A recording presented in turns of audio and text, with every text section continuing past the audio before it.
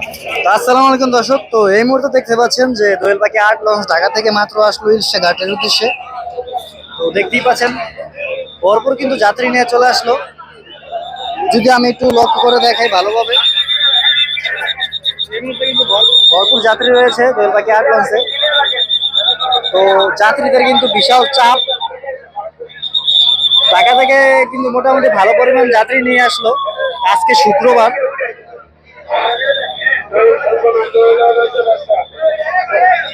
দেখতে পাচ্ছেন মানুষ নামার থেকে কিন্তু উঠার চাপ কিন্তু অতিরিক্ত বেশি। তো এই মানুষগুলো যেগুলো দেখতেছেন সবগুলো কিন্তু দোয়েলারে উঠবে।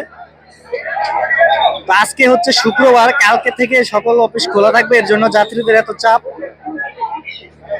তো ঢাকা ভোলা ঢাকা থেকে যে সবচেয়ে দ্রুতগামী লঞ্চ হচ্ছে এমভি দোয়েল পাখি তো আট, বিশাল বড়, যেটা সার্ভিসিং করে, যেটা পূর্বের নাম ছিল হচ্ছে ক্রিস্টান ক্রস।